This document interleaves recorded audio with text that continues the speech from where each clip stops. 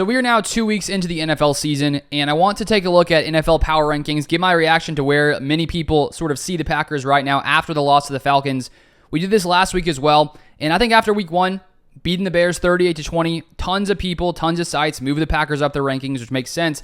And I haven't yet looked at where they've ranked the Packers. I assume they're obviously going to take a dip after losing to the Falcons, but let's get on into it. So first off, here we have NFL.com. They got Niners still at 1, which I believe they had last week, if I can't remember. I can't remember for sure. Cowboys number 2. They've been playing insane recently. Eagles 3, Dolphins 4, Chiefs 5, Ravens 6, Bills 7, Lions 8, even though they took the L. Jaguars 9, Saints 10, Falcons 11, 2-0, unfortunately. Commanders 12, Buccaneers 13, Seahawks 14, Steelers 15. The Packers have definitely taken a dip. Browns 16, Chargers 17, Bengals 18. Man.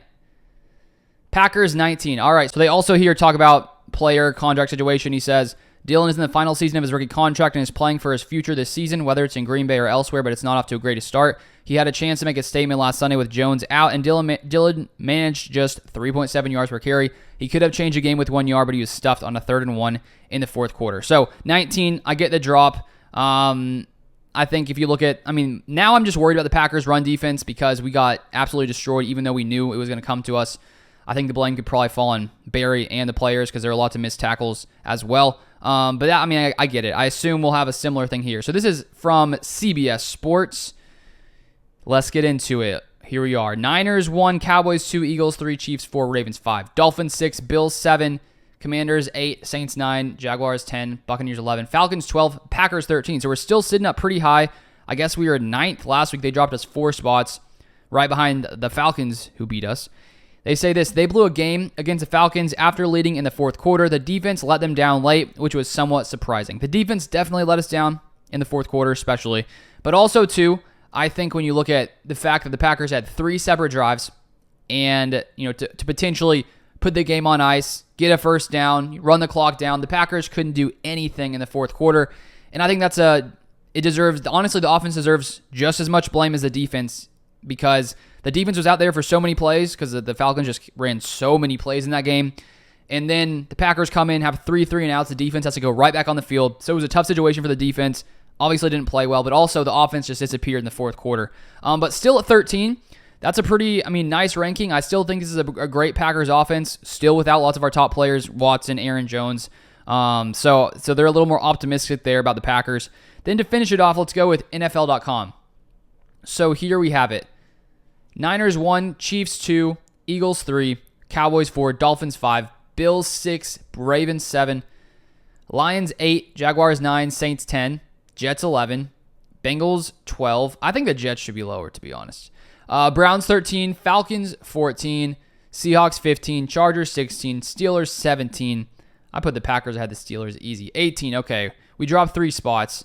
And they say this, it didn't exactly feel like the Packers blew Sunday's game against the Falcons, but they led by 12 points with 12 minutes left. And though it felt like Jordan Love getting the ball back with 58 seconds remaining and a chance to win it would be the real start of his legend in Green Bay, that wasn't meant to be. There were plenty of Packers deficiencies in the game, run defense, yes, but for as well as Love played, he and the offense stalled late with a reasonable chance to win. After a slow start, Love led the Packers on 4 straight scoring drives, not counting the end-of-half kneel-down in the second and third quarters. In the fourth quarter, Green Bay's offense totaled 7 net yards on 10 plays. So yes, that was a story of this game. The Packers fell apart in the fourth quarter on offense and on defense. And honestly, going into the fourth quarter, we had held the Falcons to 12 points. Even though they had gotten a ton of yards, we were playing somewhat good in the red zone, holding them to field goals. But then fourth quarter, everything just went away. This is a very young team that definitely is going to have some growing pains as time goes by.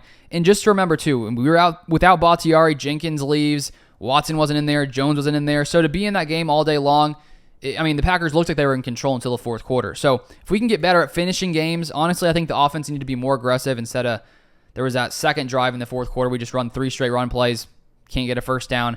I would like to see the Packers do what they had been doing in the second and third quarter instead of trying to play safe, get the win by just running the clock out. I would like to see a little bit more aggression from the offense and the play calling and that kind of thing in the fourth quarter. But all in all, Packers obviously take a dip down. But I still would have them ranked in the 10 to 15 range personally. With the Packers at 1-1, Jordan Love has looked the part. We're without some of our top weapons. The defense, that's where I'm worried right now, is the running defense especially. Obviously, we're not going to face running defenses of the caliber of the Falcons because Bijan Robinson is just insanely hard to tackle. I think any defense is going to have issues with him. But still, this has been a weakness for a long, long time. And still, even to this day, it's still a problem. That's my worry here. Hopefully the Packers figure it out. But that is it for this one. Thank you for watching. If you want to stay up to date with all things Packers, feel free to subscribe.